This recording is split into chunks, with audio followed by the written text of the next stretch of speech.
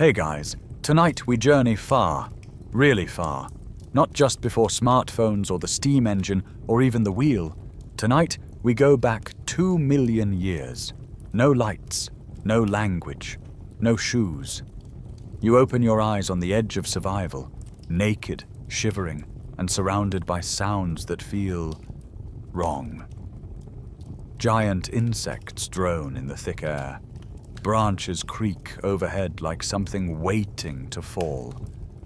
You are Homo habilis now, a fragile flicker in the early spark of human evolution. And just so you know, you probably won't survive this. So, before you get comfortable, take a moment to like the video and subscribe, but only if you genuinely enjoy what I do here.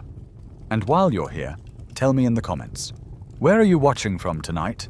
And what time is it there? Now, dim the lights, maybe turn on a fan for that soft background hum, and let's ease into tonight's journey together. You wake up on the hard-packed earth of an ancient savanna. The air is cooler than you expect, heavy with the scent of wet grass, damp bark, and something sour and sharp you can't quite place. The world is loud. Bird calls, distant howls, insects chirping, something grunting not far off. You're barefoot and hungry. And oh yes, completely alone. You are small, barely over 1 meter tall. Your arms are long, your body narrow, and your skull lacks the great dome that modern humans boast. But inside, something hums. Instinct, maybe. Or curiosity. Either way, your first thought is simple. Don't die. Everything in this world feels oversized. The trees loom like ancient gods, roots twisting like veins through the dirt. Even the grass brushes your knees, thick and stiff with morning dew. When you move, it's careful and quiet.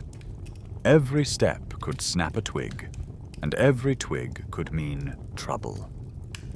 You don't know it yet, but you've landed somewhere in East Africa, maybe near Olduvai Gorge or Lake Turkana, though the names mean nothing to you. It's a cradle, they'll say one day, a birthplace. But to you, it's just a landscape full of teeth and hunger and cold. There's no language yet, only sounds. You might grunt, or click your tongue, or gesture toward a tree with wide eyes. You don't need words to feel fear, or hope, or that deep ache in your stomach that keeps growing. Nearby, a cluster of low trees offers a bit of cover. You shuffle toward them, mindful of every dry leaf beneath your feet. Your hands are thick and capable, though your fingers lack the full dexterity of your distant descendants. Still, they can grasp and climb. And maybe, if you're lucky, carry something back with you. That sour smell again. Closer now. Something has died, and recently. You don't investigate. Not yet. Because you can hear something breathing. Deep, heavy, slow. Predators eat first here. You wait your turn, or die trying to cut in line. This is not a place for mistakes.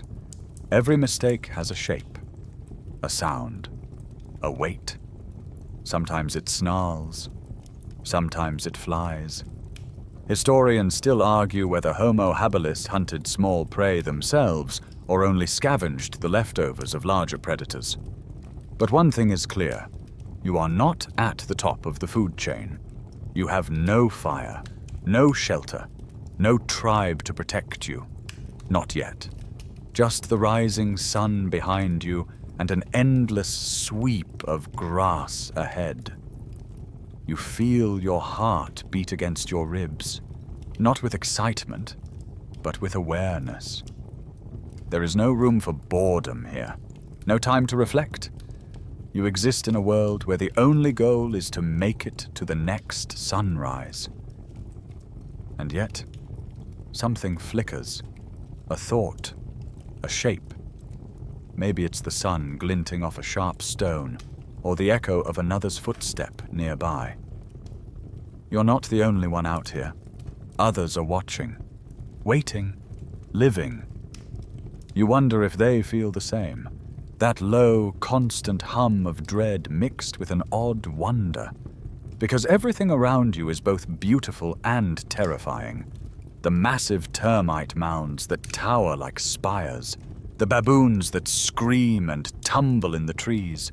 The thunder of something heavy, maybe a hippo, moving through the underbrush. You crouch behind a rock and press your palm into the dust. It feels warm already. You draw a crude line with your finger. It means nothing, but somehow it grounds you. A moment, a mark, proof that you were here, even if just for a blink. Quirky fact? Your species will be named Homo habilis, handyman, for your ability to craft simple stone tools. But you're not thinking of toolkits right now. You're thinking about food, shelter, and where the nearest tree is in case something snarls again.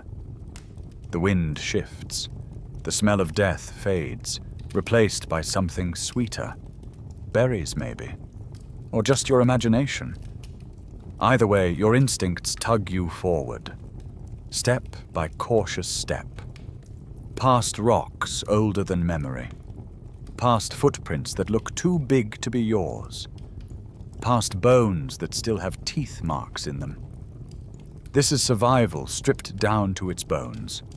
There's no civilization here. No plans for dinner parties or poetry. Just the basic math of staying alive. Keep moving. Stay quiet. Eat when you can. The sun rises higher, and with it, the heat. Your mouth feels dry. You can't help but glance up at the sky. Blue, endless, indifferent. You are nothing here. A shadow with a pulse. And yet you're still moving, still trying. Because in this forgotten chapter of human history, that's all that mattered. To move, to breathe, to endure. You don't have teeth for this. That realization hits you somewhere between chewing a fibrous root and realizing it tastes like tree bark dipped in dirt. Because that's exactly what it is. Your jaw aches. Your molars, flat, dull, and already showing signs of wear, grind away at the root's stringy meat, which never quite softens, no matter how long you chew. It's food, barely. But hunger doesn't care. Hunger just wants something to fill the hollow space inside you.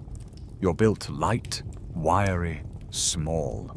Not because you're young, but because this is the design. Homo habilis wasn't made for luxury. You're a compromise. Smaller brains than your descendants, smaller bodies too, but smarter than those who came before. That makes you special? Maybe. But not special enough to avoid starving. You spot something reddish in the grass. A wild berry.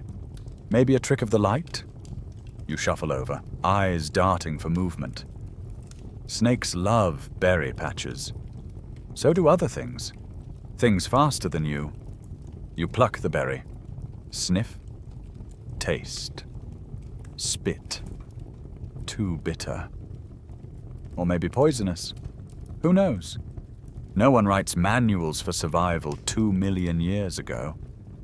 It's trial, error, and the occasional tragic mistake. Historians still argue whether Homo habilis could differentiate between edible and toxic foods, or if you simply learned by watching others get sick. Either way, you chew carefully. Everything you put in your mouth carries risk. And speaking of mouths, yours already hurts. It's not just the tough roots and bark and unripe fruit. It's your teeth themselves, ground down like sandpaper, already failing you long before you hit middle age. You don't brush. You don't floss. You do eat grit, accidentally, every time you chew something pulled from the soil. Tiny rocks grind between your molars with each bite. Your gums bleed, but you keep chewing, because the alternative is worse. There is no fire yet. You've seen flashes of it, lightning strikes maybe, setting dry grass ablaze.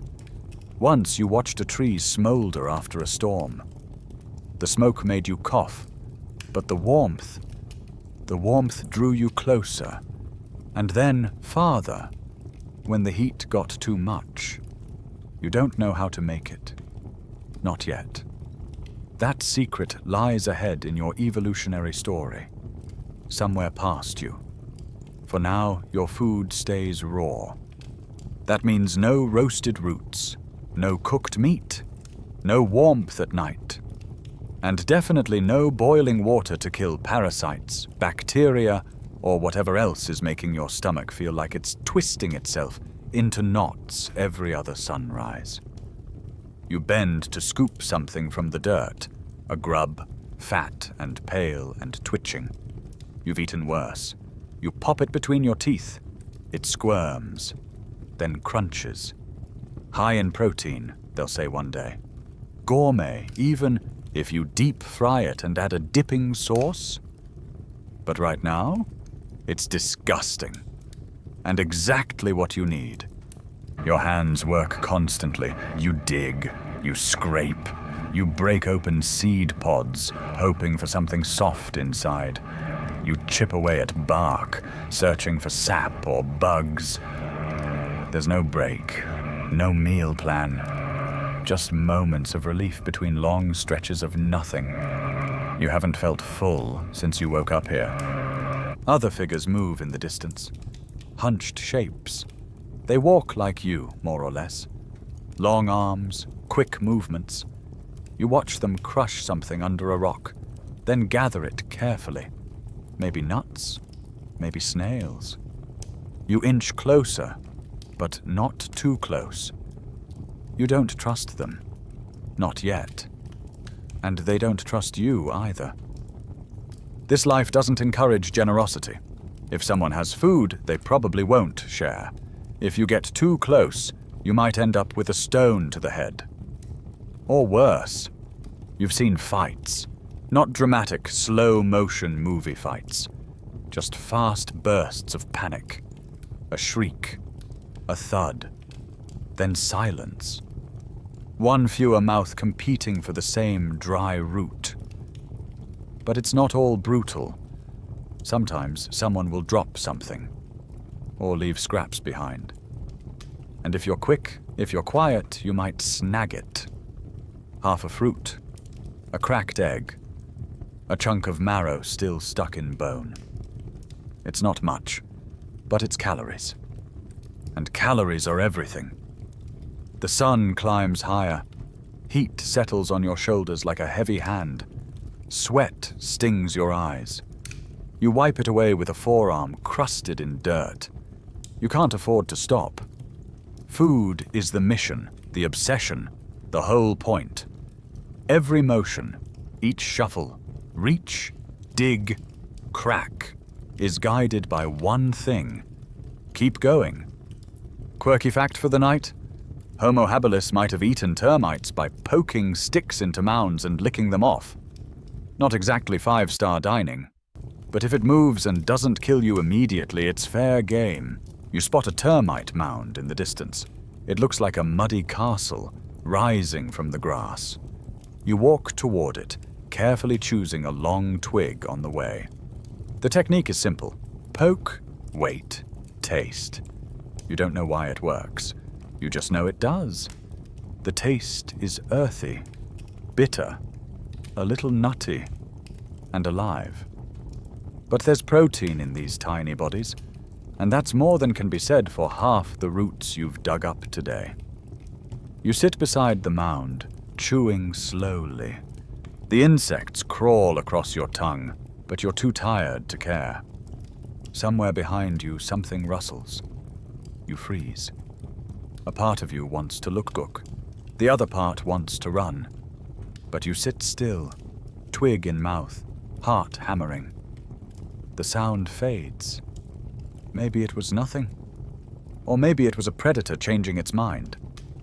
You let out a slow breath and chew another bite. There's no such thing as a peaceful meal here, just slightly less dangerous ones. Because in this world, even eating might kill you. You're cold. Not the cozy kind of cold, like stepping onto a tile floor in the middle of the night or sticking your foot out from under a blanket. No, this is the kind of cold that seeps into your bones and stays there. The kind of cold that makes your joints feel ancient, even if you've only lived 8 or 9 years. You shiver beneath a thin canopy of tree leaves, curled into yourself like a question mark. There's no fire, no furs, just the slow, creeping chill of a world that hasn't decided what season it wants to be. You're in the Ice Age now, or at least brushing against its edges. The Pleistocene climate is unstable, switching gears like a toddler with a light switch. One decade, everything's damp and green. The next, frost creeps down the mountains and across the plains, and waterholes turn to icy mirrors. And you? You are very much not built for this. Historians still argue exactly how much Homo habilis had to deal with glacial climates, or whether you mostly stuck to equatorial zones where the cold never truly froze your marrow. But here's the thing. Even near the equator, nights can get brutal, especially when your only shelter is a fig tree with a good curve in its trunk and a few scratchy leaves. Your skin is exposed. You have hair, sure, but it's patchy, not thick enough to insulate. You press your hands into your armpits to trap a little warmth, but it's barely enough. Every night, you curl tighter. You try to breathe slowly, deeply, so your own breath can warm the air in front of your face. But you're not fooling your body. It knows. It wants heat. It wants safety. And the wind? It doesn't help. It howls through the trees like it's laughing. You huddle closer to the trunk, back scraping bark, trying not to fall out of your chosen perch. Sleeping in a tree is safer than the ground, sure, but only just. Branches shift. Birds startle. And once in a while, something climbs. Something silent.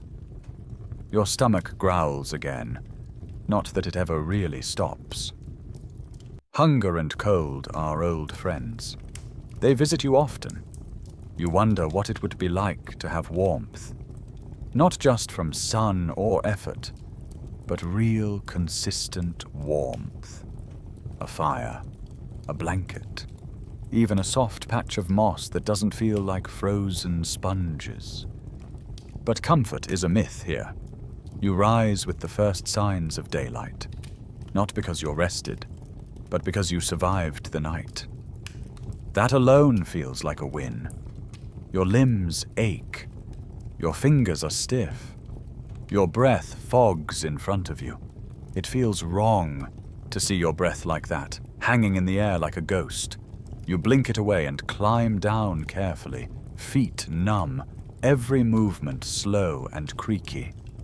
You need food, and food means moving. But the landscape has changed again. Patches of grass are brown and brittle, shrubs are wilted, animal tracks are fewer, and when you do find them, they all point away from the valley. You're not the only one who notices the drop in temperature. You pass a dry riverbed. A week ago, it gurgled with cold water and slippery stones. Now it's cracked and dry, the mud pulling away from itself like tired skin. You pause and kneel. Maybe there's still a puddle left. Something, anything. You find a patch of wet sand and suck on it like it owes you a favor. This is survival, Pleistocene style. You keep walking, and your world keeps shifting. The trees thin. The wind sharpens. You spot snow, not in drifts, but in tiny flakes clinging to grass like dandruff. It's beautiful, but you hate it anyway. Snow means no roots to dig, no bugs to poke, no animals lingering long enough to scavenge. Even the flies are gone. You squat near a boulder and press your fingers to a patch of moss. Cold. Slimy. You scrape it off with a stone and chew it anyway. It tastes like disappointment. But hey, fiber. Quirky fact for your frozen misery. Early humans may have relied on coprophagy. Yes, occasionally eating feces to survive long, lean winters. Yours or someone else's.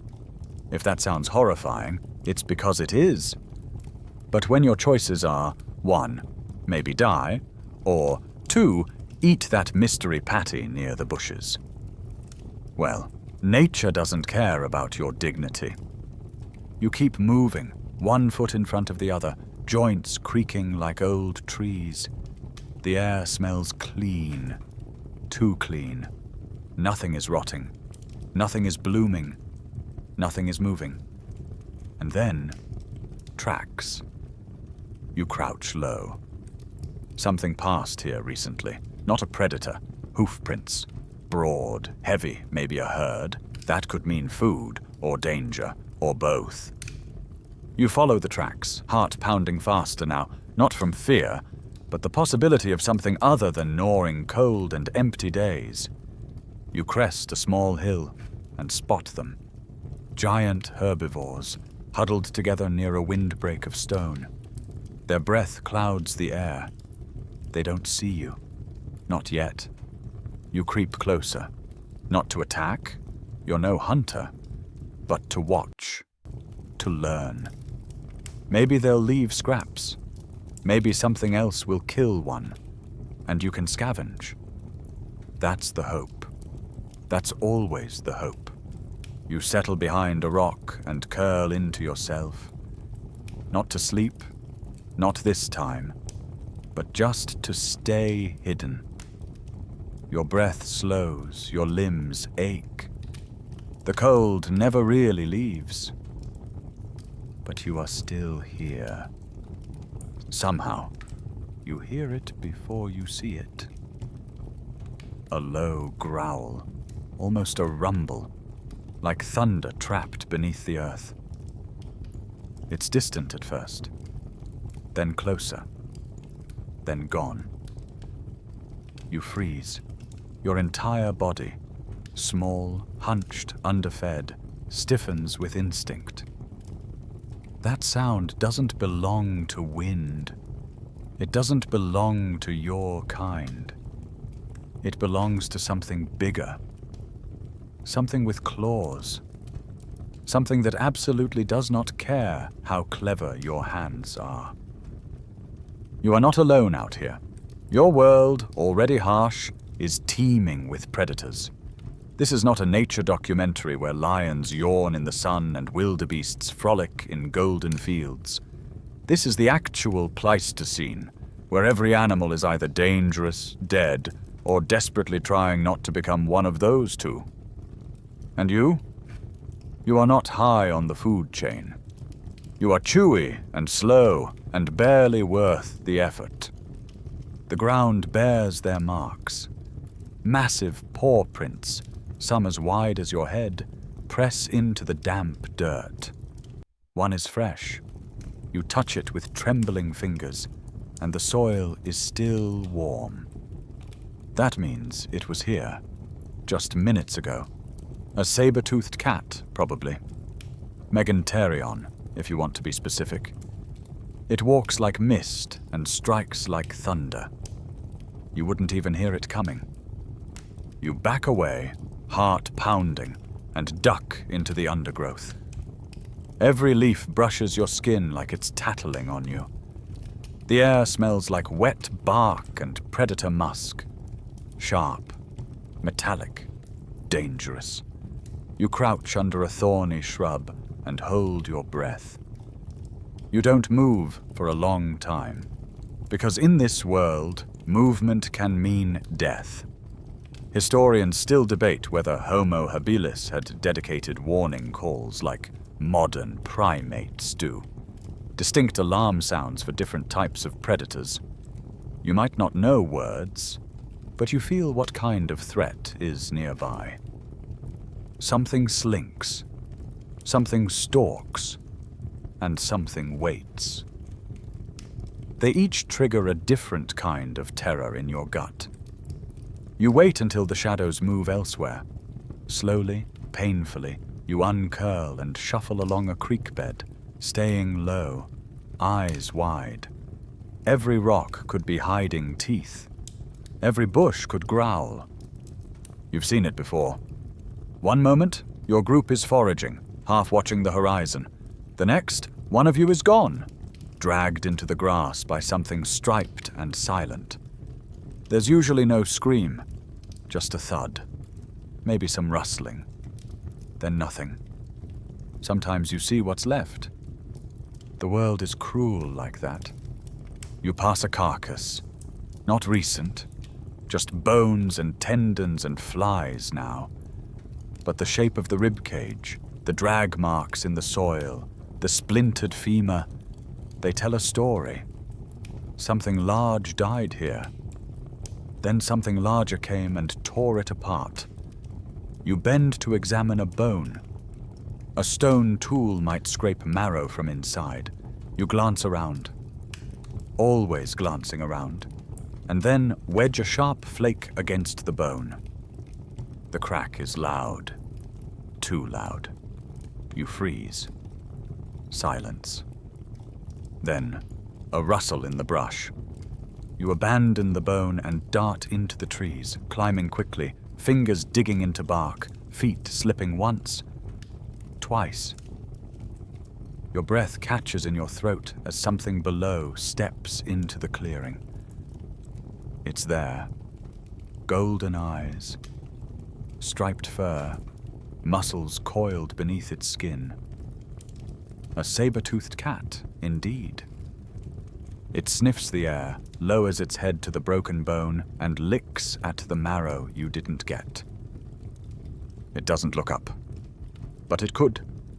You stay perfectly still in the tree. Because in this world, stillness is survival. Quirky fact, Meganterians' saber teeth weren't just long, they were fragile. One wrong bite into bone, and they could snap. That's why it preferred soft kills, windpipes, bellies, juicy bits. Which means had it caught you, it wouldn't have started at your arm or leg. It would have gone straight for your throat. A warm thought. You wait. And wait. The cat finishes sniffing around and disappears the same way it came, like mist vanishing in heat. You stay in the tree anyway, just in case. The branches groan slightly under your weight, but they're your only refuge. High up you can spot movement, plan escape, maybe even get a few minutes of uneasy rest. But there's more than just one predator out there. Hyenas roam in packs. Pachycrocuta, they're called now. Giant snarling creatures with jaws that could crush your skull like an eggshell. They don't hunt you, not usually. But if you're injured, alone, or slow, they will. And unlike cats, they laugh when they do it. You remember one night, the noise. Not just one voice, but many. Surrounding you, cackling. They didn't attack, but they knew you were there. You stayed in that tree until the sun came up, gripping the branch so hard your palms bled. There's no safe here. Not on land, not in trees, and certainly not near the water. Because beneath the murky surface of the river, something else waits. Crocodilus thorbjarnarsoni. It's okay if you can't pronounce it. You wouldn't get a chance to scream it anyway. It waits, motionless. until you bend to drink. Then, nap. You are a splash, a ripple, then a memory. Historians still argue whether Homo habilis had enough spatial awareness to recognize specific predator territories, whether you knew where not to go or just avoided places where friends disappeared. Either way, your instincts are loud and clear. Don't linger near rivers. You try to move through this world like a whisper. You climb trees like shadows. You drink from leaves. You sleep with one eye open, one foot braced against the branch. Because everything out here, everything bigger, faster, stronger, is hungry. And you are just available. You're starving again. Of course you are. Hunger is your oldest companion now. It gnaws at your belly like a second heartbeat. Steady, constant, never satisfied. You don't remember what full feels like. You just know that every morning begins with the question, what can I eat that won't kill me first? And unfortunately, the options are limited. You start the day the same way you always do, crawling down from your precarious sleeping branch, joints aching, muscles sore from holding tension all night. You stretch, cautiously. Something cracks in your back. The sun is just a smear of pale gold on the horizon, and the air is cool, too cool to relax. Your eyes scan the underbrush, hoping for a glimpse of something edible. Berries, bugs, even bark. But it's been a dry week, and the roots have grown bitter. The insects have burrowed deeper. You suspect the hyenas got to the last carcass in the area 3 days ago. Nothing left but ribs like broken umbrellas. So you walk, quietly, carefully. You're not a hunter. Let's be clear on that. Homo habilis is not the apex predator of any food chain.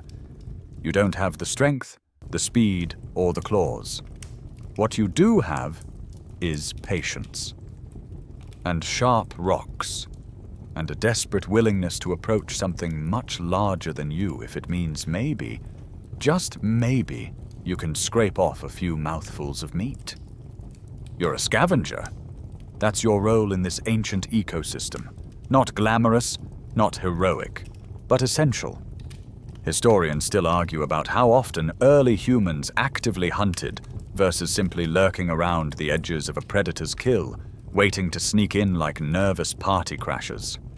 But one thing's certain. You've done this before. You know the signs. A rustle in the distance, the smell of blood on the breeze, vultures circling like lazy satellites. Your stomach tightens with a kind of hopeful fear. It could be a meal, or it could be the last thing you ever see. You head toward the smell. Eventually you find it. A dead wildebeest, or something like it. Its body is half intact, already torn open at the belly. The meat is fresh, steam still rising faintly from its side. You freeze, sniff the air.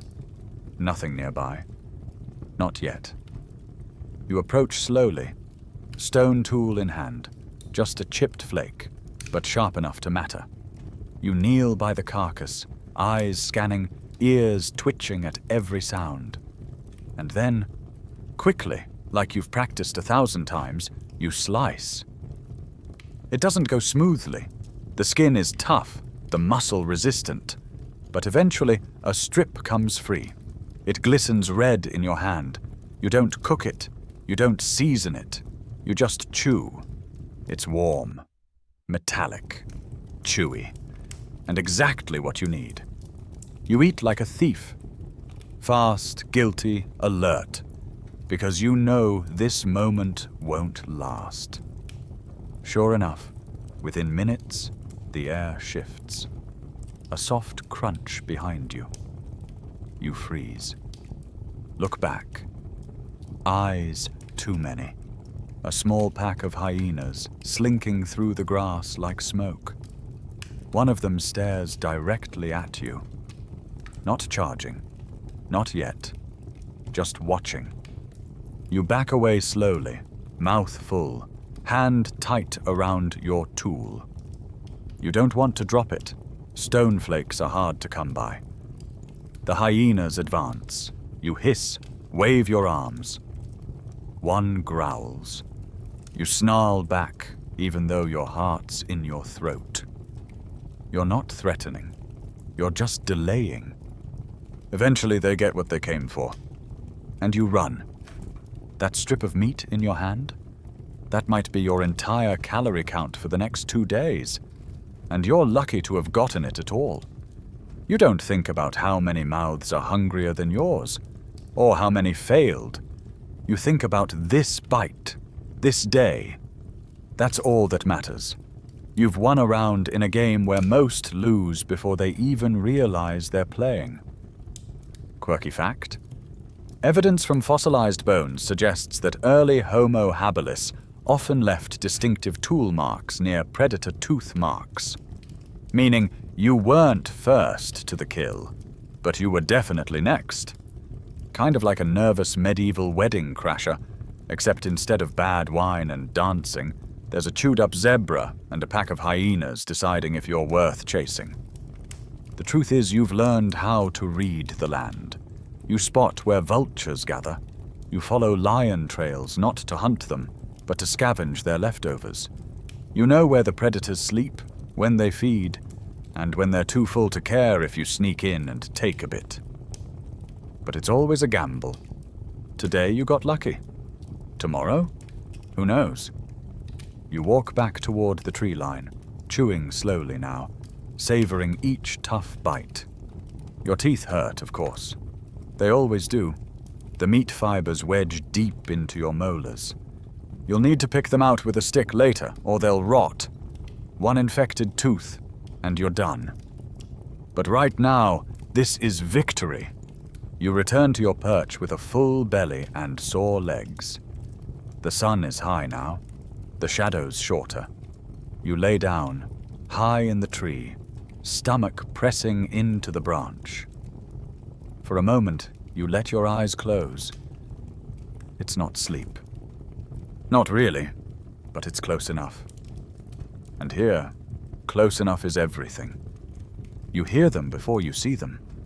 Not animals this time, but voices, human or close enough. Low, throaty murmurs, grunts, the slap of bare feet against packed earth. You freeze, crouched behind a scraggly bush, clutching a half-gnawed root like a club. It wouldn't do much, but it feels better to hold something. You're not alone, and not in the animal passing through your camp kind of way. These are your own kind, or close to it. Other Homo habilis, maybe even the same loose group you wandered from days ago. Or weeks. It's hard to tell. Time here is just sun and shadow, sleep and starvation. They move in a loose cluster, 4, maybe 5 figures. One limps. Another carries a bundle of something long and shiny, bones maybe. You watch them pass, your breath caught in your chest. They haven't seen you yet, and you haven't decided whether that's good or bad. See, being part of a group isn't always safer. It just means different risks. Sometimes you get to share food. Other times, you are the food. Homo habilis isn't known for large, tightly bonded tribes. You form loose clusters, bands of relatives maybe, or just not enemies. You might sleep near each other, forage in the same patch, grunt now and then in a way that says, "I see you. I won't kill you yet." Historians still argue how deep those social bonds went. Did you have names? Did you mourn your dead? Or just move on to the next edible route? You decide to follow. Quietly. Their path weaves through low brush and toward a rocky ridge. The tallest one, broad-shouldered, thick-jawed, seems to lead. though not with confidence. Just habit. You recognize that look. It's the same look you've worn. Eyes scanning for danger, for opportunity, for the next half-eaten carcass to squat beside. You stay back, trailing like a ghost. If they find something, maybe you can join, or steal, or just stay close enough to absorb their caution without getting too close. Because group life is a negotiation. There's a reason you prefer trees. Trees don't talk behind your back. Trees don't push you aside when food shows up. Trees don't slap your hand away from a cracked egg or whack you with a femur because you looked at someone the wrong way. That's the thing about early humans. We're social, but not always friendly. They settle in a shallow clearing. One of them drops a rock with a grunt. Another starts pounding it into a flake. Tool making. It's clumsy, but it works. You watch from behind a boulder, fascinated. That rock could become a scraper, or a blade, or just something sharp enough to dig for tubers. One of them spots you. You don't move, neither do they. The moment hangs, delicate and strange. Then, slowly, the one with the limp gestures. Just a tilt of the chin. An invitation? A warning? It's impossible to tell. You step into view anyway, hands open, root dropped at your feet like an offering. The group watches. No one speaks. There are no true words, only shared sounds. Body language, glances. The tall one snorts, but doesn't move. The limper looks you over, then turns back to their rock. You sit nearby, not close, not far. You are tolerated. That's a good start. Later, someone tosses you a piece of bark with bugs clinging to it. A gift or a test? You eat it quickly anyway. Your hands stay visible, your movements slow. You are learning the rules, and the first rule is this: don't be a threat. Quirky fact: archaeologists have found evidence of interpersonal violence among early hominins. Skull fractures, healed bones, blunt trauma. You weren't always gentle with each other. Group dynamics included jealousy, aggression, even competition for mates or scraps. In a world with no jails, no police, no HR departments, justice came fast and brutal. The limping one grunts again. You glance over. They're chewing something soft, maybe marrow from a cracked femur. They hold it loosely. Then, shockingly, they stretch out their hand. They offer you a bite. Your stomach jumps. You hesitate, because generosity isn't common. Then you lean forward and take it, carefully, eyes locked. It's warm, greasy, glorious. That's what life in a group can be: hunger, risk, and the occasional miracle. But comfort is brief, because soon 2 others start bickering over a pile of half-rotten roots. One screeches, the other shoves. There's no warning. The bigger one lifts a stone and swings. A dull thunk. The smaller one crumples like wet cloth. Silence. The tall leader grunts low and sharp. The others scatter slightly but don't intervene. The attacker drags the roots closer. No one helps the one on the ground. You stare. Not in shock. This isn't new. Just in quiet recognition. That could have been you. Historians still debate how much empathy existed in early humans. Did you comfort the injured, or leave them behind? Was cooperation a choice, or just a way to delay being the next to fall? The injured one stirs, groans, blood mats their hair. They'll probably live. Maybe, but no one rushes to help. You slip away at sunset.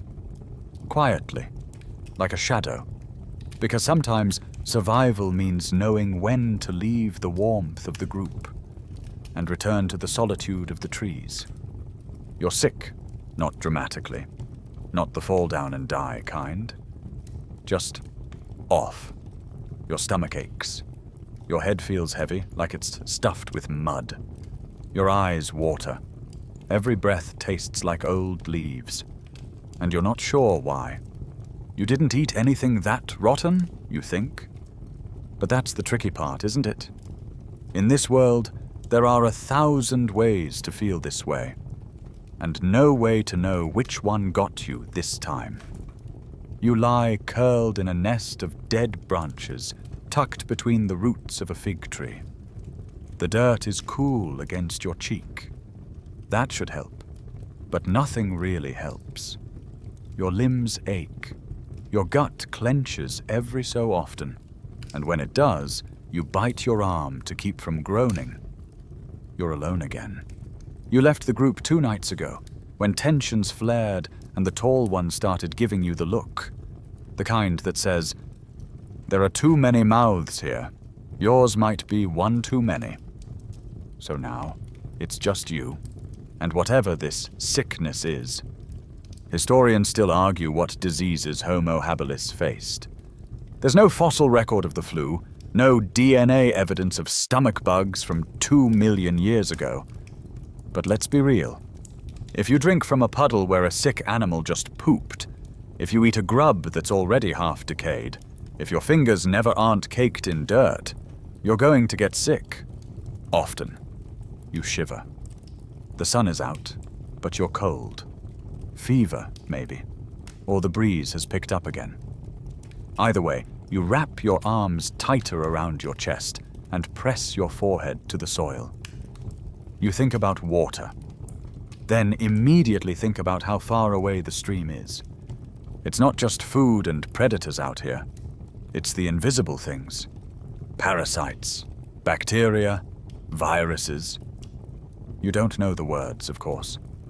You just know that sometimes someone goes quiet, curls up, and stops moving. And you can't see the thing that did it. You crawl toward a patch of dew, licking moisture off leaves. It tastes green. Bitter. Your stomach growls again, not from hunger, but from warning. It flips, twists, complains. You wait. Then vomit. Quirky fact? There's some evidence early hominins might have instinctively practiced forms of geophagy, eating clay or dirt to settle their stomachs. You don't know that, but you feel it, an urge. You press a lump of pale mud to your tongue, then swallow. It's dry. Chalky, not pleasant. But your gut settles just a little. It's not elegant, but hey, neither is anything out here. You stagger upright, slowly. Everything hurts. Your legs feel heavy, like they belong to someone else. You walk with a hand pressed to your belly, following instinct more than memory. There's a place not far where the rocks collect water after rain. You hope it hasn't dried out yet. Every step feels like a gamble. You reach the rocks. There's water, stale, warm, filled with tiny things that wriggle just under the surface. You drink anyway, because you're thirsty, and thirst doesn't wait. Then you sit, or rather, slump. The rock warms your spine. You tilt your head back and close your eyes. Maybe just for a minute. When you open them again, the shadows have shifted. Something moves nearby. A monkey. Not one of your kind, just a tree dweller with clever fingers and wide, suspicious eyes. It screeches when it sees you, then pelts you with a fig. It misses. Barely. You grunt softly in response, too tired to be offended. The monkey bounds away. You almost envy it. The agility, the speed, the tail, honestly. You lie back again and stare at the sky. This world is beautiful and brutal. The clouds drift lazily above you, soft and pink at the edges. Somewhere beyond those clouds, people will one day invent antibiotics, microscopes, thermometers. But none of that exists for you. You are a fragile body in a world of invisible threats. You remember others you've seen, people who got slower, quieter. Someone once had a wound on their leg that swelled, turned red, then black. They screamed for hours, then stopped. You stayed away from their body. Everyone did. Even scavengers seemed wary. Your species doesn't understand infection, but your instincts do. They tell you what to avoid, where to bury waste, which water smells wrong. You cough. Your throat burns. You dig into the dirt with your fingers, searching for roots with moisture. You find one. Bite. It's bitter, but it helps. A little. Another quirky detail. Some researchers believe early humans might have used natural medicinal plants, either by accident or through observation. Chimps do it. Why not you? You'll never know the word antiviral, but maybe you stumble across something with just enough punch to slow the sickness. You rest again. Sleep here is never deep. You drift in and out. Sometimes you dream.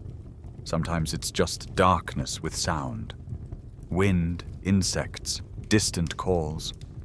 Sometimes you wonder if you'll wake up at all, but eventually you do. The fever breaks by morning.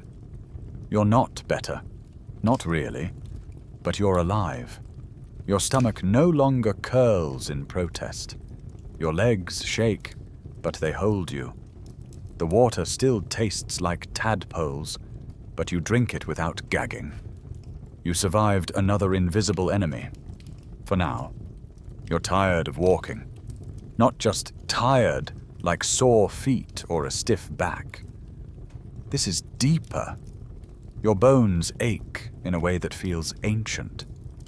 Your shoulders slump without thinking.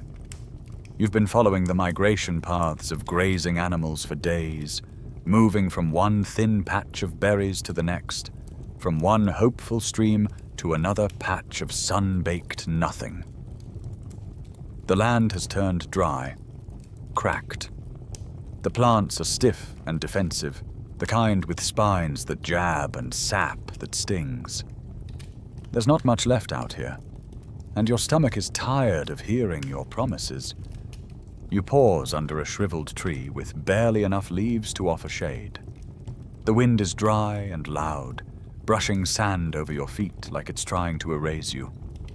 You crouch down, stare at the horizon, and try to imagine anything better than this.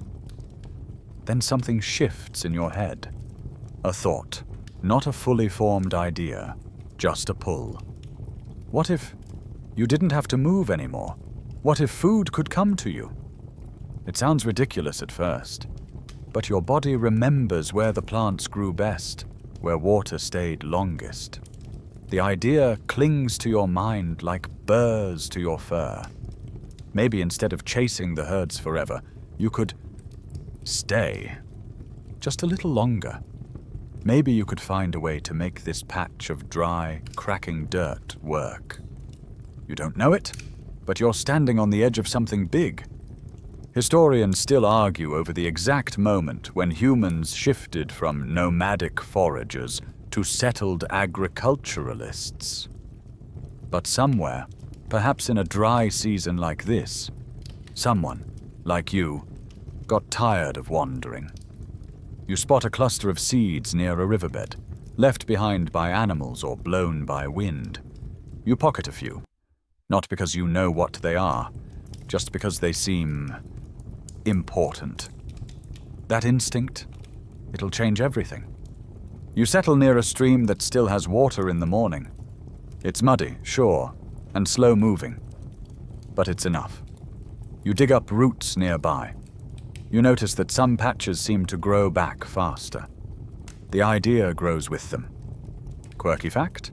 Some researchers believe the first farmers were accidental, that early humans may have spread seeds through waste or lazy habits long before anyone thought to plant on purpose. You're not planning a garden yet, you're just staying in one place for a few days. Then a few more.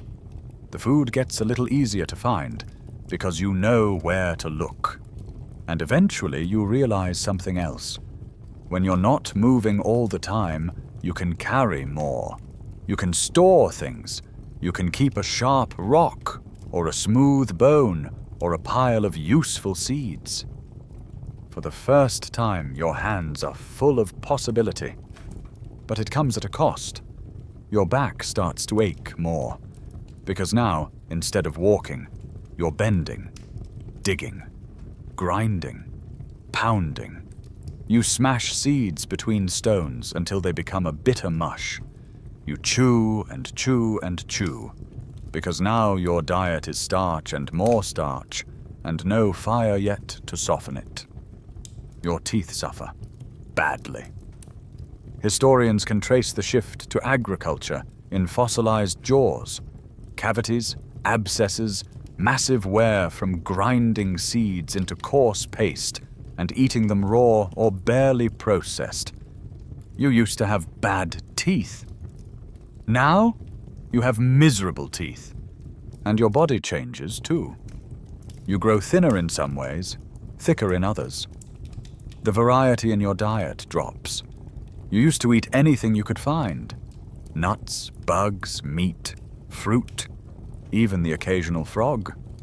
Now, it's roots and grass seeds and maybe a few berries if you're lucky.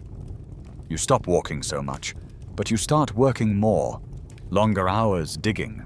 Longer hours preparing food that fills your stomach but doesn't make you feel strong. And because you're not moving, you start living closer to others. That means you share food more. But it also means you share something else. Sickness. The invisible enemies you thought you left behind. They're thrilled. Close contact. Shared water. Rotting food scraps. Perfect conditions for bacteria to throw a tiny, violent party in your intestines. Your life expectancy? It doesn't really go up. But your population does. More food, however bland or tooth-cracking, means more people. More babies survive. More noise. More competition. You start to see conflicts over space. Not just food. Not just predators. But land, dirt, mud, the spot where the river bends, the tree that always has fruit. You've invented farming. Congratulations. You've also invented jealousy. And that brings something else with it. Ownership. Territory. Control. You used to wander. Now you stay. And when someone else comes close, you stand straighter. You don't smile. You grip your stone tool just a little tighter. You don't have a word for mine, but you understand the concept perfectly. The idea of home starts to form. Not a house. Not yet. Just a space where you belong more than someone else does. Where your fire might someday burn. Where your roots might grow back a little stronger next season. You don't know what's coming. Cities, kingdoms, rent payments. But for now, you've taken the first step. And like everything else in this world, it's a step forward and a risk. Because by settling, you've stopped running. And in a world full of predators, disease, and other humans with sharp rocks, that might not be the best idea. You smell it before you see it. A thick, wet stink that clings to your nostrils and settles at the back of your throat. It's not death, not quite, but something close. Rot, yeast, mud mixed with something human. You gag just a little and keep walking. You've followed the river downstream for days. The trees thin, The brush vanishes. And then, suddenly, there it is. A cluster of huts, smoke curling from a dozen smouldering pits. Shouts and coughing in the distance, a steady line of figures trudging between piles of debris and brackish pools. It's a settlement. Congratulations. You've found what will someday be called a city, or at least its earliest, muddiest prototype. And it is disgusting. Historians agree. The rise of early proto-urban settlements brought huge advances in community living, shared labor, and specialization. But here's the thing they don't always emphasize. These places were filthy. No plumbing, no sanitation, no personal space. Just people stacked next to people, breathing the same air, drinking the same water, and dumping their waste. Basically everywhere. You step carefully around a puddle that may have once been soup, or worse. You're no longer wandering the wilderness alone. You're now surrounded by dozens, maybe hundreds of people. Infants squalling, elders groaning, bodies pressed into tight huts made from clay and straw and wishful thinking. Everyone is busy, digging, hauling, chewing, coughing, always coughing. You try not to breathe too deeply. The air tastes like soot and something vaguely fungal. You edge toward the center of the settlement. A woman is pounding grain with a heavy rock, her arms thick from repetition. A child squats nearby, scooping something into their mouth with dirty fingers. Another drags a dead bird across the ground. No one notices you yet. You're not sure if you want them to. This place might offer safety from predators, but you're not sure what's worse, getting mauled by a hyena or catching whatever that child just sneezed onto the ground. Quirky fact? The earliest known cities, like Çatalhöyük, show no real separation between living quarters and waste areas. People slept inches from where they buried their trash, and sometimes their dead. Urban planning had not yet been invented, or even imagined. You find a shaded corner behind a hut and crouch down. Flies swarm immediately. One lands on your face. You swat. Another lands on your food. You swat again. A third lands on someone's open wound. No one swats. They're used to it. A man limps past you, dragging a splintered wooden sled loaded with firewood. His foot is wrapped in dirty cloth, soaked through. You can smell the infection. He doesn't make eye contact. This is not a community of joy. It's a community of necessity. No one's here for the company. They're here because food is nearby, because walls, even mud ones, offer a little protection. And because this place, however foul, means one less night of freezing in a tree while leopards circle below. You feel that trade-off. It weighs on your skin like the heat radiating off the clay walls. A child offers you something. Bread, maybe. It's hard as a rock and smells faintly of mold. But you accept it, because rejecting it might be rude, and because, honestly, your options are limited. You chew, slowly. Your molars complain. There's sand in it. Of course there is. You glance at the water nearby. A shallow pool clogged with algae, feathers, and something unidentifiable floating along the edges. People scoop water into clay jars anyway. A woman dips her cloth in it to wipe her baby's face. Another fills a cup and drinks. You watch in horror. And then you drink too, because thirst doesn't care about bacteria.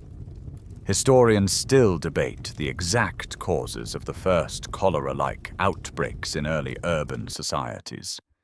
But we know this. The moment humans started living in dense clusters and drinking from shared contaminated sources, disease exploded. Germ theory wouldn't come around for another 2 million years. In the meantime, you'll get sick, repeatedly, and you'll have no idea why. Someone nearby sneezes so hard they fall over. You pretend not to notice. That's the unspoken rule of proto-cities. Don't make eye contact unless you have to. Everyone's tired. Everyone's ill. Everyone's secretly wondering if they made a huge mistake by sticking around. You help grind grain for a while. You're not part of the group, but no one stops you. There's a rhythm to it. Pound, scrape, pour. You almost feel useful. Then your wrist cramps, and your back starts to seize. Farming gave you food, but it also gave you repetitive stress injuries. You leave the group before nightfall. You can't sleep here. Too much coughing. Too many people. Not enough space between breaths. You find a patch of dirt just outside the settlement and curl into it like a stray dog. You've eaten. You've worked. You've contributed. But you miss the trees, even if they creaked. Even if they dropped bugs on your face at night. At least you were alone. You listen to the wind rustling the dry grass. You cough, just once, and try not to think about that puddle you drank from. You stink. There's no delicate way to say it. Your body is a canvas of sweat, dirt, and whatever that goo was that dripped on you while you were crouching under a smoke pit this morning. You've stopped flinching at the smell. Everyone stinks here. It's the one thing that unites you all. You, the grain pounders, the wood haulers, the fish scalers, the dung gatherers, you're all participating in the same great aromatic festival of bodily funk. But you've noticed something else. A shift. People have started trying to cover the smell. That woman with the braided hair? She rubs herself with crushed herbs and clay. That older man with the scarred cheek? He's constantly dabbing at his skin with what looks like ash mixed with some kind of oil. You don't know what it does, but it makes him smell like smoke and mint. If mint had given up on life. Welcome to the Bronze Age. Historians love this era. Tools get fancier.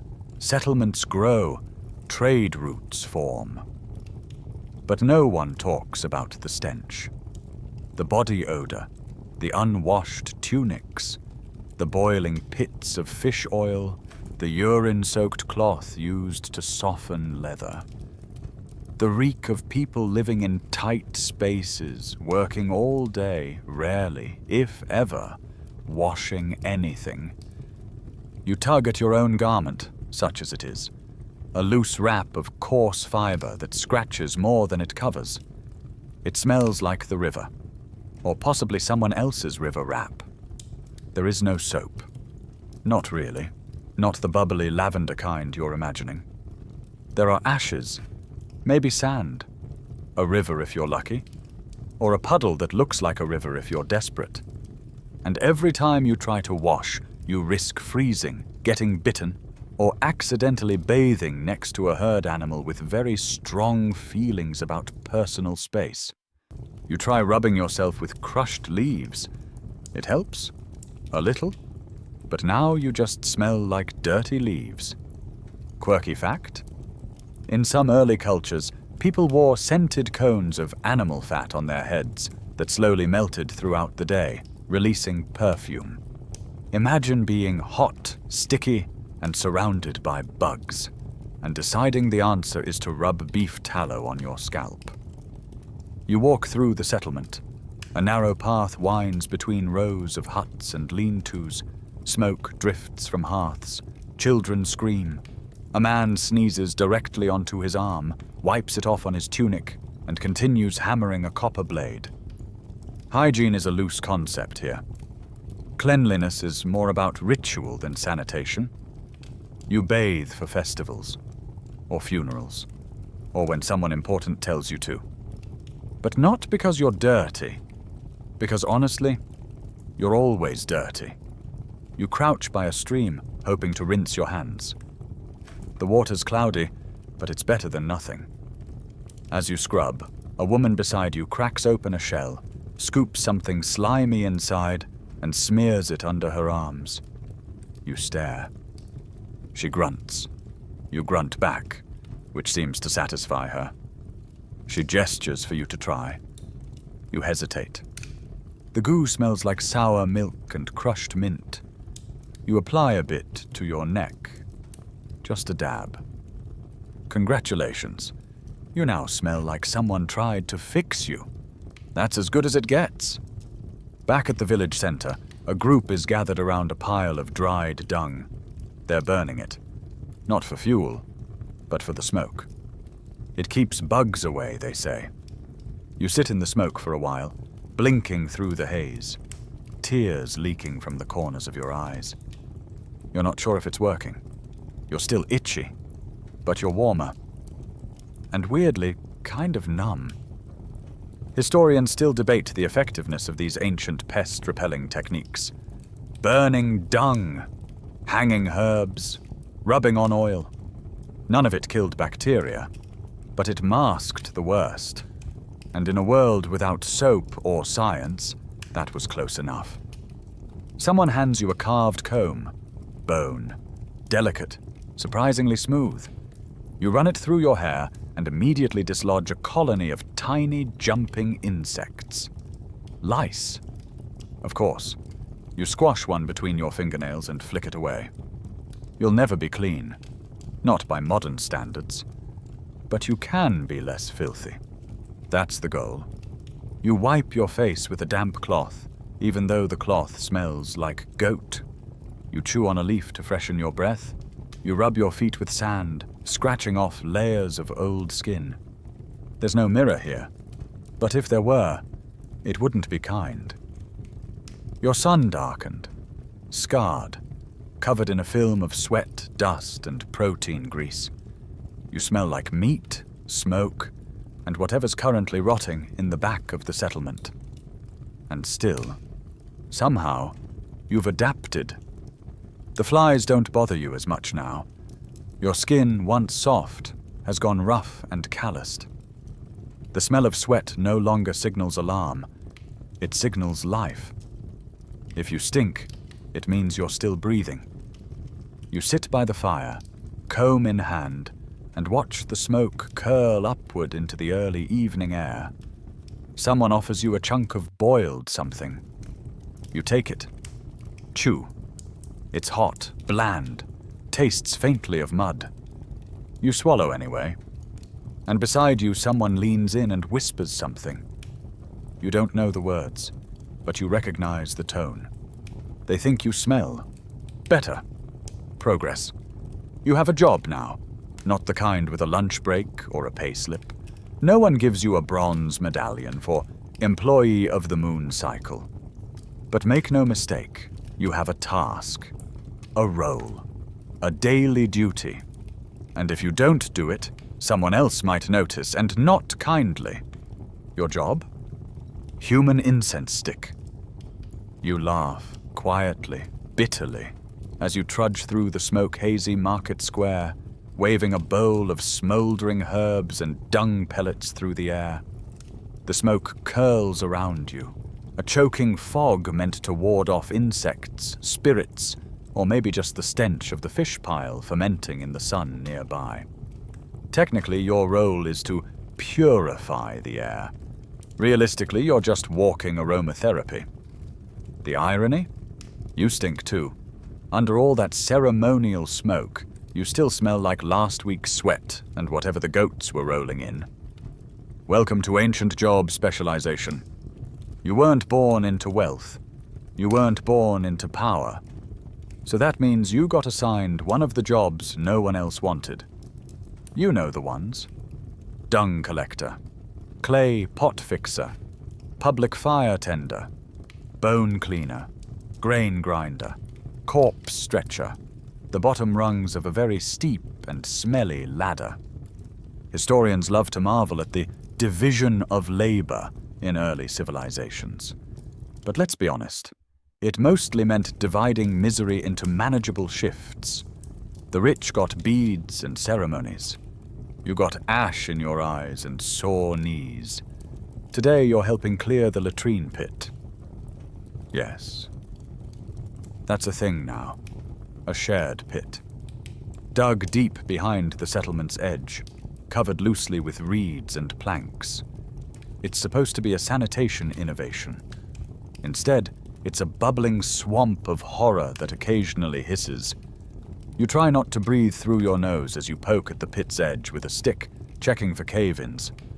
Quirky fact. Some ancient civilizations, like in early Mesopotamia, really did have rudimentary sewer systems. But many others just relied on gravity and hope. Waste trickled downhill into the water supply, or pooled in shared trenches behind homes. That innovation is what you're ankle-deep in now. You carry a sloshing bucket back toward the communal waste trench, muttering to yourself and swatting flies that are bold enough to land directly on your face. You dump the bucket. Some of it splashes onto your leg. You don't cry, not out loud. But you do look longingly at the fire pit and wonder what it would be like to just walk straight in. Your boss, if you can call her that, is a broad-shouldered woman with a voice like falling rocks and a face that hasn't smiled since the last eclipse. She gestures toward a pile of oily cloths, clearly soaked in something unholy, and grunts. You get the message. Washing them involves a flat rock, cold water, and a bar of something vaguely soap-like made from fat and ashes. You scrub, scrub, scrub. Your knuckles bleed. The cloths don't get cleaner, they just smell different. Like burnt hair now, instead of death. And then, just when you think the day can't get worse, a child runs up and vomits on your foot. No one apologizes. It's just part of the workflow. You rinse in the stream, which smells like soup that forgot it was soup weeks ago. You find a patch of moss and scrape the worst of the filth off your foot. Then you breathe. Deeply. Carefully. Because at some point, you've stopped expecting comfort. You've started measuring success in terms of less disgusting. The afternoon sun climbs high, and with it, the smell of everything intensifies. You stagger to the shade of a thatched hut, eyes watering, and collapse into a squat. A man nearby is shaping arrowheads. His hands are swift, practiced. You watch. You want that job. Sitting in the shade, crafting something sharp. Something useful. Something not covered in human waste. But you know how it works. Jobs here aren't chosen. They're assigned. By birth. By accident. By some unlucky sneeze at the wrong moment. You once knew a girl who became the village tanner because she stood too close to the animal pit one morning. The smell never left her hair. Still you hope. Because maybe, just maybe, if you work hard enough or stink slightly less than yesterday, you'll get moved. Promoted. Not to anything grand, but to something less humiliating. Like bone scraper or ceremonial bell ringer. Historians still debate how rigid job systems were in early societies. Some evidence points to fluid roles, where tasks rotated seasonally. Others suggest early caste systems began here, divisions not just of labor, but of fate. You hope you're in the rotating kind. As the sun sets, your last task is lighting the night torches. It sounds romantic. It isn't. You fumble with flint, your fingers blistered from scrubbing cloths and poking waste. Sparks spit into the bundle of dry grass. It catches. You lift the torch, wave it above your head, and walk the perimeter. It's the most power you've held all day. For a moment, you are the light bearer, the fire walker, the one who casts shadows. Then a breeze hits, and ash blows straight into your face. back to normal. You return to your sleeping spot, a patch of straw and a thin hide stretched between two stones. You lie back. The stars come out. Somewhere nearby, a dog howls. Or maybe a child, hard to tell. You don't complain, because in this world, even the worst job is better than none. At least you're still needed. At least you're still here. You wake up soaked in something cold. It takes a moment to register. You blink, wipe your eyes, and realize it's not rain. It's goat urine. A very confused goat is standing over your sleeping spot, looking more apologetic than you'd expect. You sigh. It's barely dawn, and already the day is getting personal. You sit up, stretch, and something in your spine pops loud enough to startle the goat. Your legs ache, your head itches, your lower back feels like it was stomped on by a clay golem.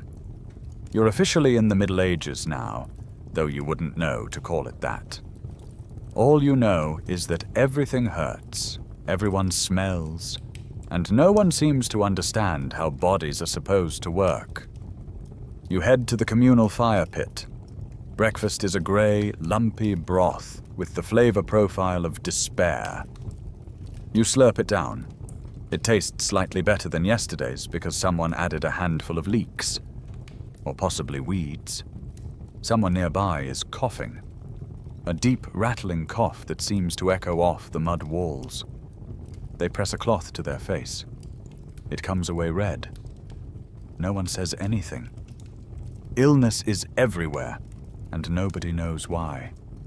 You don't understand germs. You don't have microscopes or disinfectants.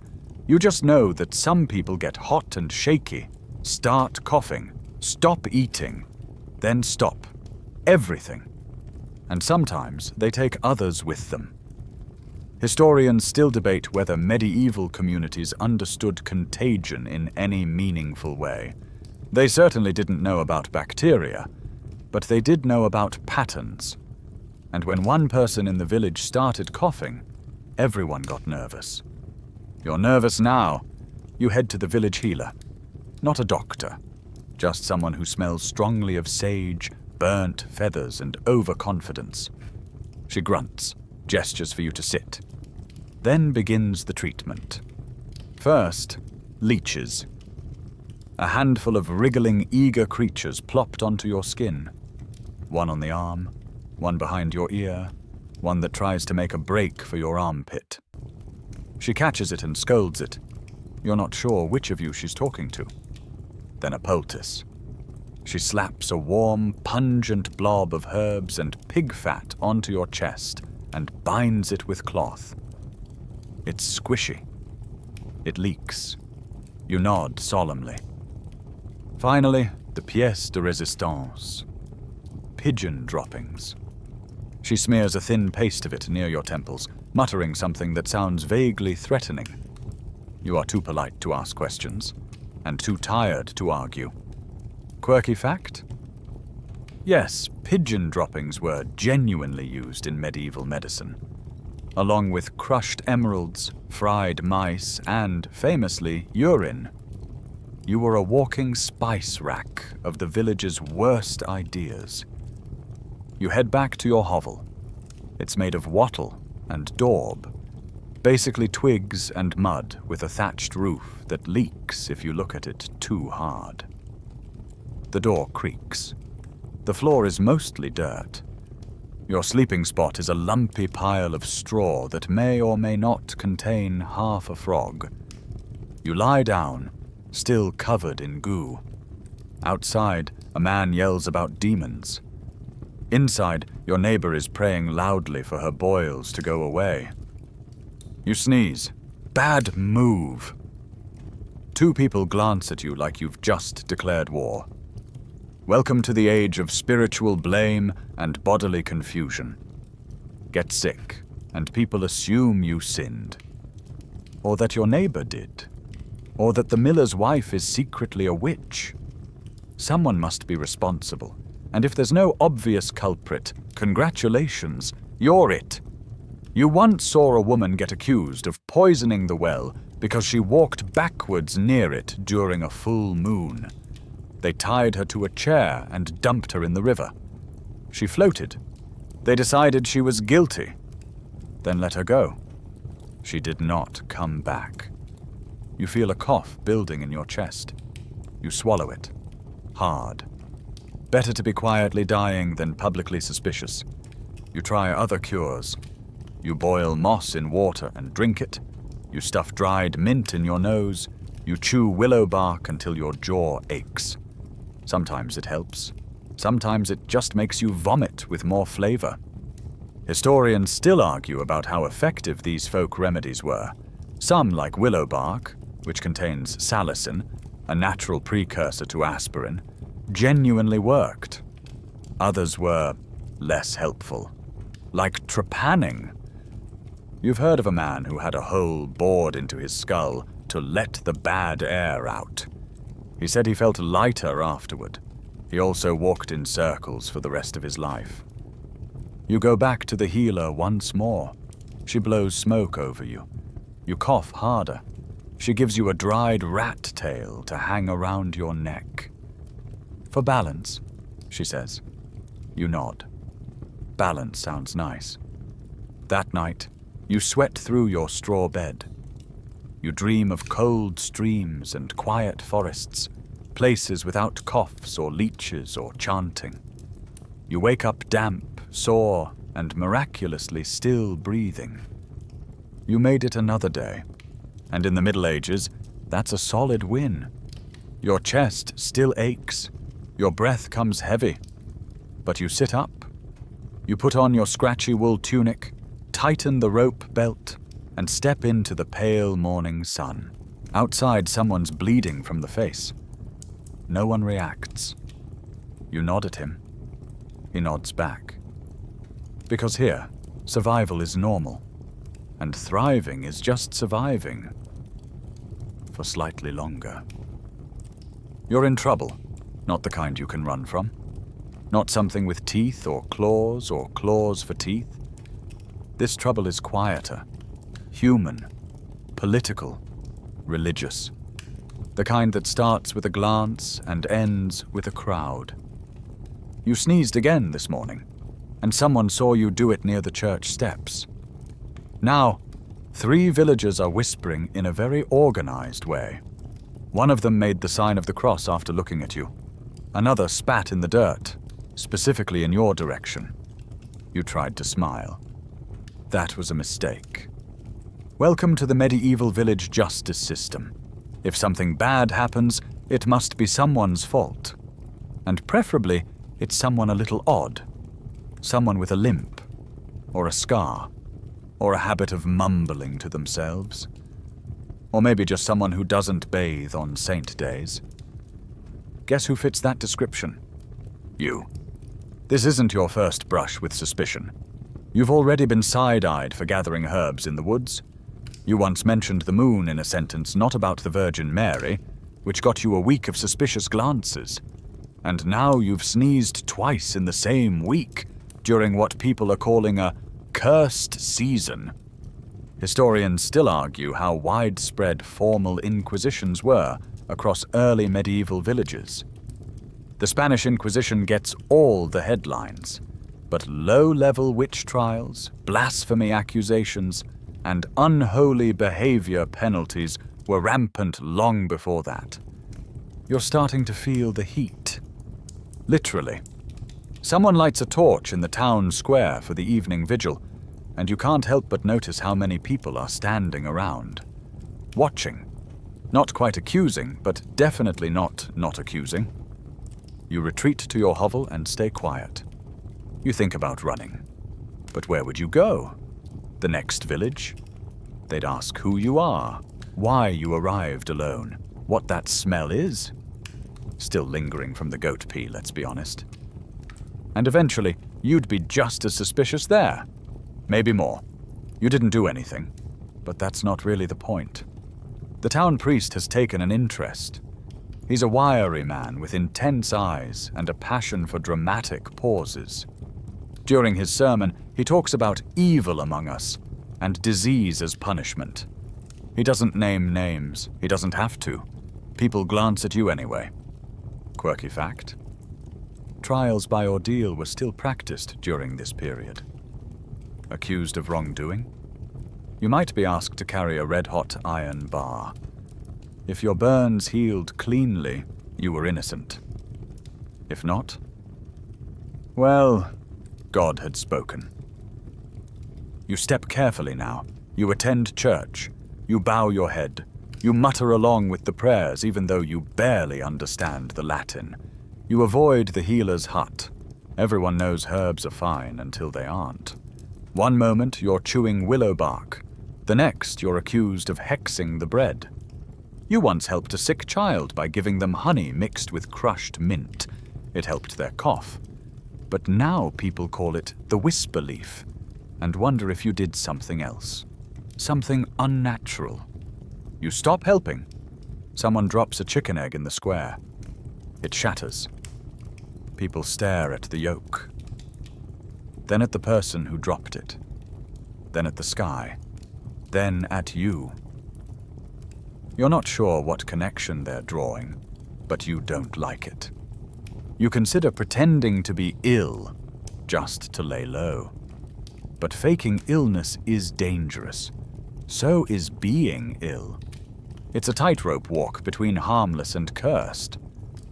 Then it happens. You find a small pouch outside your hut, tied shut with twine. Inside, a dead mouse, a feather, and a bit of human hair.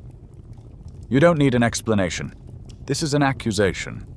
Somebody believes you're the cause of the recent bad harvest. The illness. The weird dreams people have been complaining about. Maybe even the rain that came too hard and too fast last week. They've decided you're a witch. You want to scream. To tell them you're just tired. Just poor. Just very, very unlucky. But you know how it goes. Once suspicion sticks, it doesn't wash off. Not with water, not with prayer. Historians still debate how many people were executed for witchcraft in the early Middle Ages. But even in places without formal trials, exile or mob violence was common.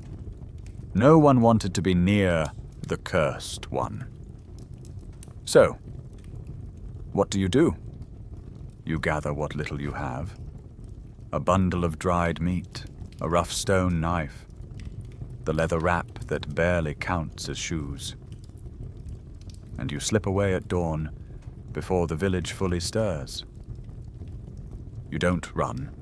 Not quite. That would look guilty. You walk, head down, feet sore, into the woods, into the mist, back to a life without walls. Without food security, without the stink of suspicion. You don't know where you're going, but at least no one's watching you cough anymore. And in this world, that counts as peace. You are surrounded by salt, crusted in your hair, caked on your clothes, burning the cracks in your fingers. You blink against the glare bouncing off the ocean, eyes stinging from the mix of sun, wind, and sea spray. Welcome aboard. You're officially a sailor now, or more accurately, a reluctant passenger with 0 nautical experience who's been roped into the crew of a wooden death trap headed somewhere. East, west, maybe just in circles. You're not sure. The navigator seems confident, but you've seen him throw up into a bucket more than once. The bucket is also used for soup. You are on a medieval sea voyage, and it is not romantic. There's no fresh breeze or cheerful singing. There's groaning timber, damp bedding, and an endless supply of rats with far too much personality. You sleep beside barrels of pickled something. Your pillow is a coil of scratchy rope, and your daily routine consists mostly of not falling overboard. Every inch of this ship smells like salt, wood rot, and old fish.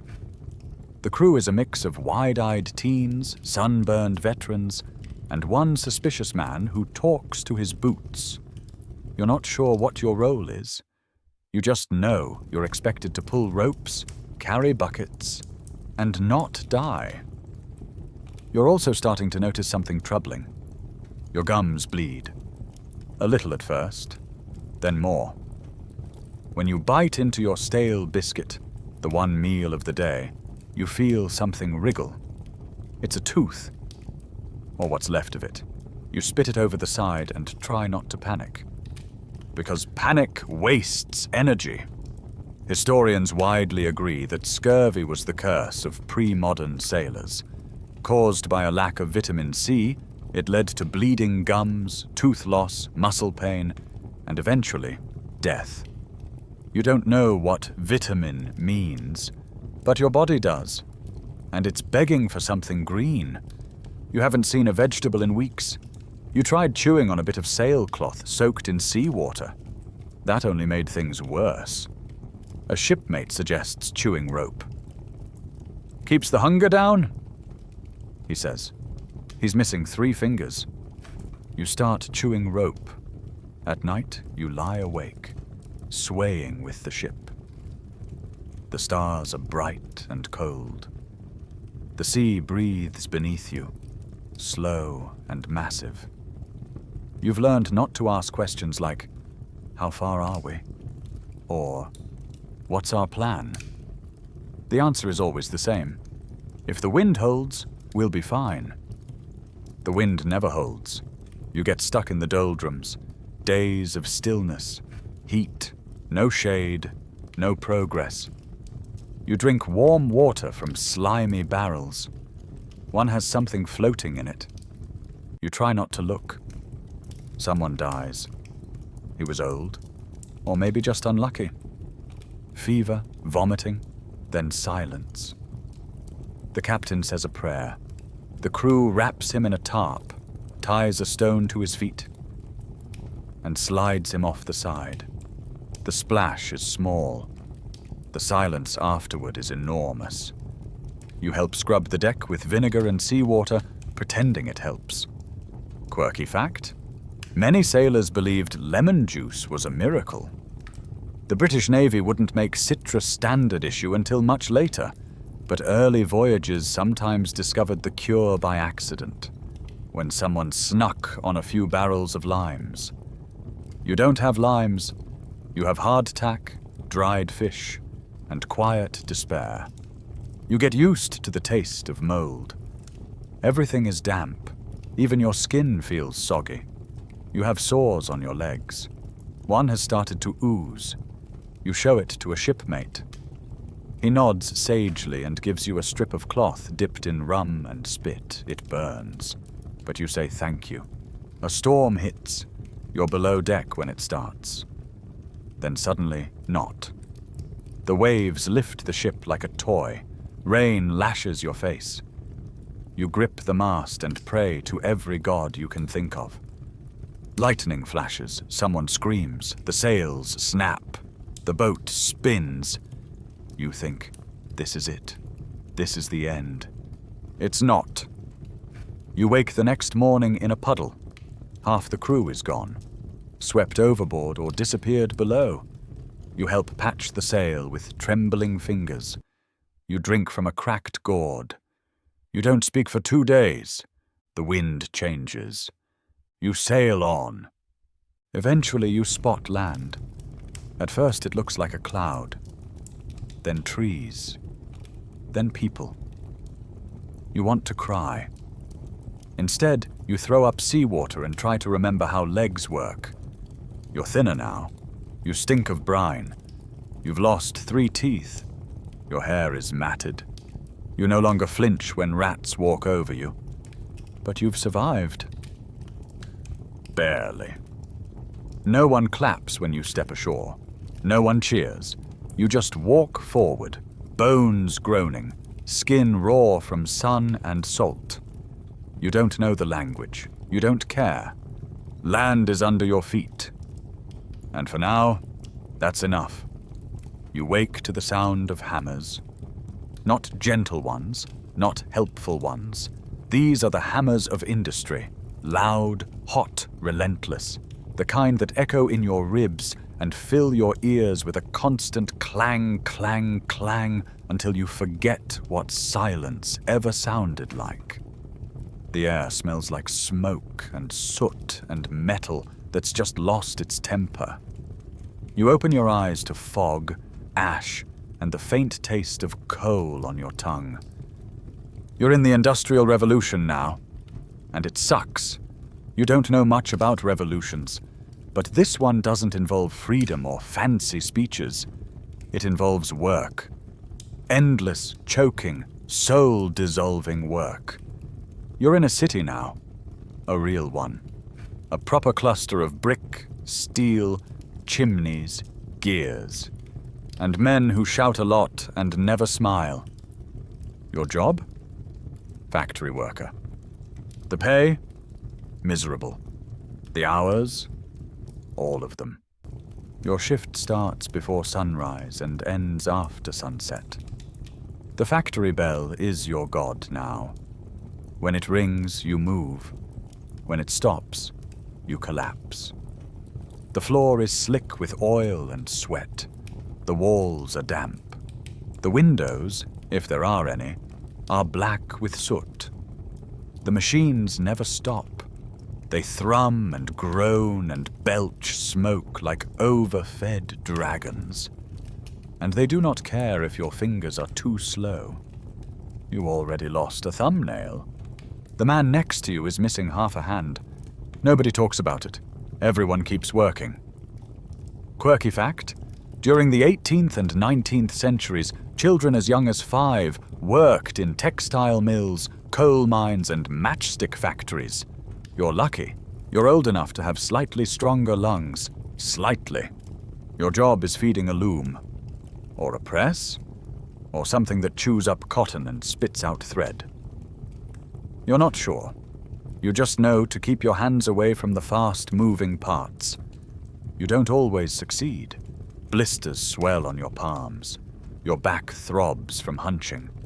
You've forgotten what it's like to walk without limping. And still, the overseer shouts, "Faster!" You nod and move faster. You're not sure why. There's no food at the factory, just a bucket of water and a bench for 5 minutes of sitting if you're lucky. Your lunch is a dry heel of bread you chewed slowly in the alley out back. You ate half and saved the other half. For hope. You spend your breaks coughing. Everyone does. The air is thick with coal dust. Your snot is black. Your throat always burns. The doctor said it's the black lung, then laughed like it was a joke. It wasn't. You once tried breathing through a damp cloth. It helped. For about 10 minutes. Then it turned into a moldy rag and made things worse. The noise is constant. You no longer notice it. Your ears ring even when the machines stop. You go to sleep hearing them. You dream of gears grinding. You wake to your own scream when you think your hand's been caught again. It wasn't. This time. You rent a cot in a room with 5 other workers. The walls are damp. The window is broken. There's 1 bucket for all of you, and it isn't for drinking. The man who sleeps beside you grinds his teeth so loudly it sounds like a bone saw. Someone else cries in their sleep. No one says anything. There's nothing to say. Historians marvel at the productivity of the era, the growth, the expansion, the sheer scale of what was built. And yes, the machines were incredible. Steam engines, power looms, spinning jennies, the marvels of modernity. But you know what else was incredible? The smell. Coal smoke and sewage, horse manure and body odor, rotting food and factory grease all blending into a thick soup that clung to your clothes and followed you home like a loyal plague. You want to leave. You dream of fields, of silence, of just breathing air that doesn't crunch in your lungs. But you can't. You need the money. Because you rent the cot. Because you owe for bread. because your boots have holes, because your sister works in the matchstick factory and her cough has gotten worse. You're not building a better future. You're barely building Tuesday. The street outside is always wet. It never rains. It just stays wet. People pour waste from windows. Rats skitter like they own the place. You once saw a man collapse in the street, face first into the filth. No one helped him. You didn't either. You just walked to work. Because if you're late, you lose a day's pay. And if you lose a day's pay, you lose your cot. And if you lose your cot, you're next. You climb the factory stairs again. You nod to the same faces, all grey with soot, all hollow-eyed. No one smiles. No one jokes. There's no time for laughter. Just survival. The machine roars to life. You feed it. You move your hands carefully. And you hope it doesn't notice you're tired. Because machines don't care if you're human. They only care if you're useful. You're knee-deep in mud and history. Thick, cold, ankle-grabbing sludge that sucks at your boots every time you try to take a step. It's not just wet. It's malicious. The kind of mud that knows what it's doing. You're in a trench, somewhere in France, or Belgium, or maybe just in a nameless scar dug into the earth during a time no one will ever forget, but everyone wants to. You're in the First World War now, and it is misery, perfected, around you. Rats the size of house cats. Over you, a grey sky that never quite lightens. Beneath you, layers of wet clothes, decomposing rations. And yes, the occasional human bone. The smell is indescribable, a mix of mold, sweat, gunpowder, urine, and fear. You breathe through your mouth, but that's worse. You try your nose. That's worse too. There's no winning here, just breathing, just enduring. Your uniform is soaked, your fingers are numb, you haven't changed your socks in a week, and your feet are not right. Puffy, pale, tender like bruised fruit. You, my friend, have trench foot. Quirky fact? Trench foot could set in after just 24 hours in damp boots. The solution? Dry socks. The problem? You haven't seen a dry anything in days. You try wiggling your toes. They don't respond. You pretend that's fine. Behind you, someone is singing softly. Off-key. Something about home. You try not to listen. Home feels impossibly far. You can't remember what it smelled like. Probably not mud. The sergeant barks an order. You grab your gear, too heavy, too wet, and haul yourself up to the firing step. Your fingers barely close around the rifle. You haven't fired it in days, or maybe hours. Time here is elastic, stretching and snapping and looping like the wire coils lining the no-man's land ahead. The ground shakes. Artillery. Distant. Then closer. You flinch, but you don't duck. No one ducks anymore. You just flinch and hope your name isn't written on that particular shell.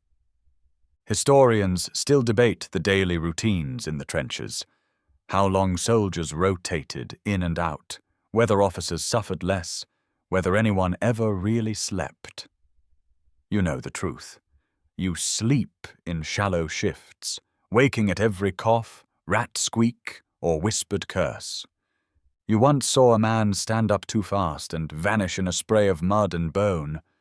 No scream, just gone. You didn't ask his name. You didn't want to know. Food comes in tins, cold, slimy, sometimes infested. You eat it anyway.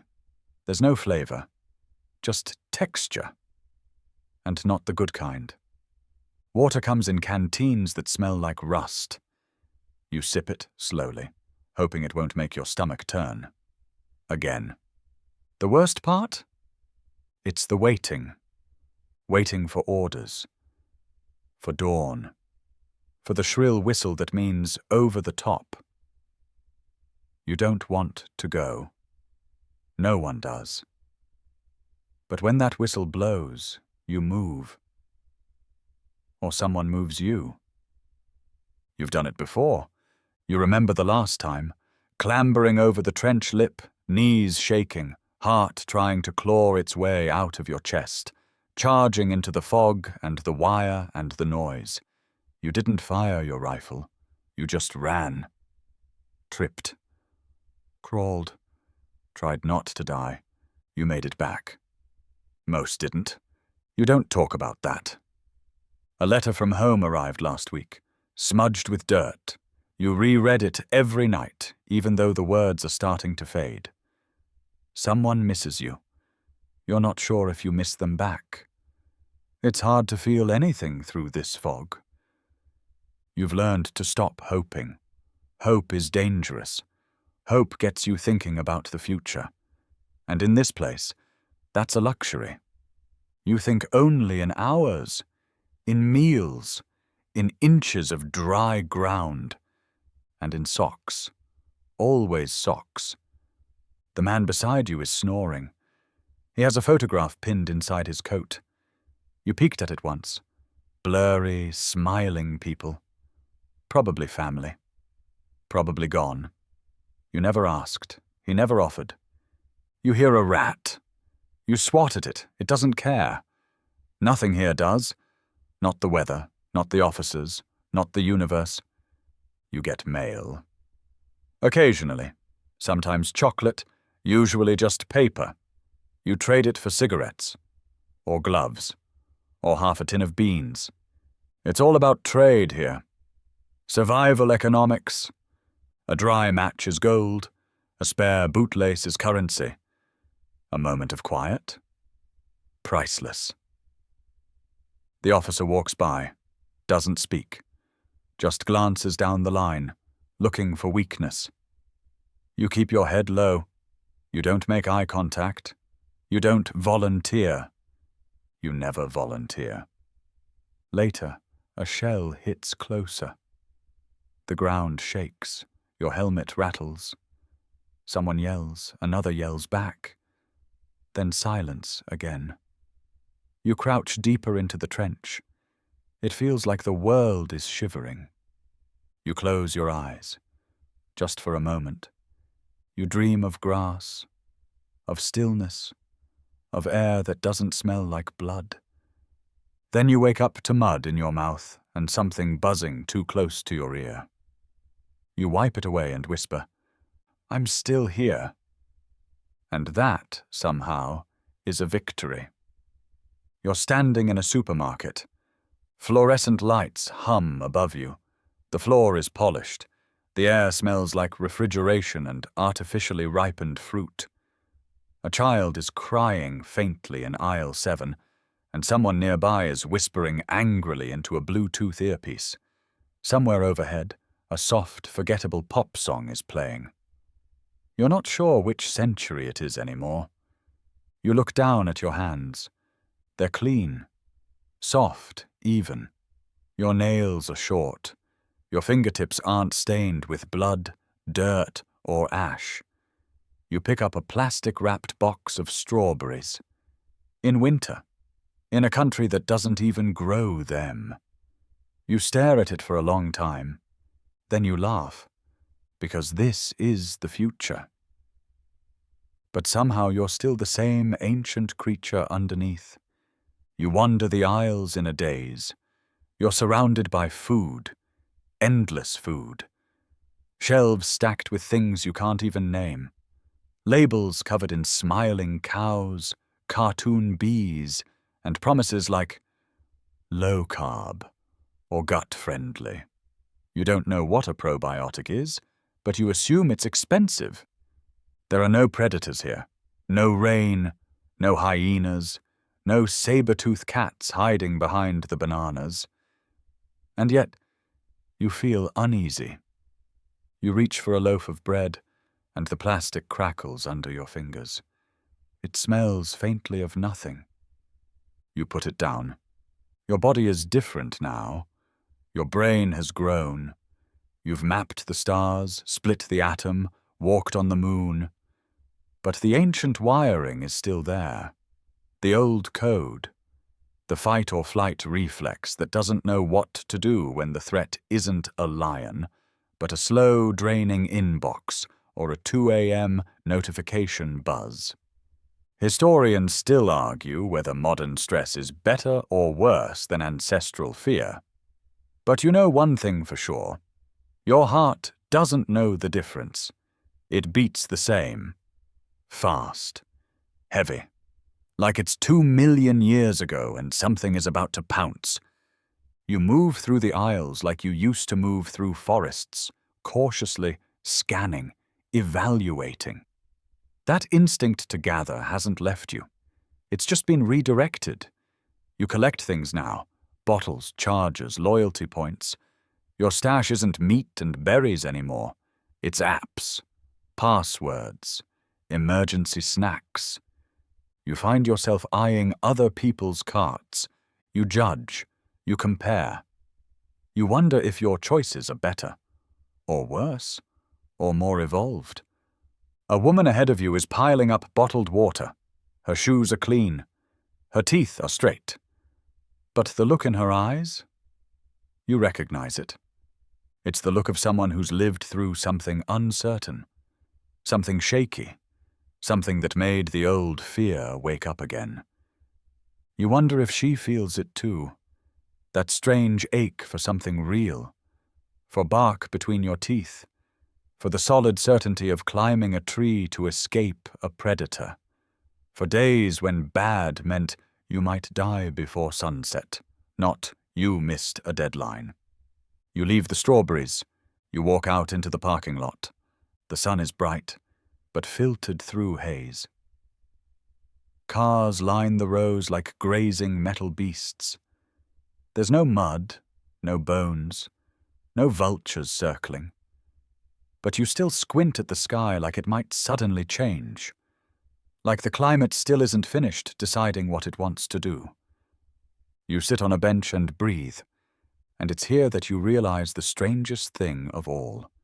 Despite the comfort, the lights, the options, the fact that you haven't been chased by a predator in years, you still feel tired. Not physically, not exactly, but deep inside. Bone deep, ancient deep. Like some part of you is still stuck in the trees or the trench or the salt spray. You survived. All of it. But your body remembers. That's the cruel trick of evolution. It equips you for one world, then drops you in another. You're wired for starvation, but surrounded by abundance. Trained for danger, but drowning in minor inconveniences. You have fire, you have soap, you have indoor plumbing. And still, your brain hoards snacks, flinches at loud noises, and mistrusts the silence. Because you were never meant for this world. Not exactly. You're just borrowing it, and doing your best, one ancient heartbeat at a time. So now, as the journey fades behind you, and the long road through human history settles into stillness, let's pause. Let's breathe.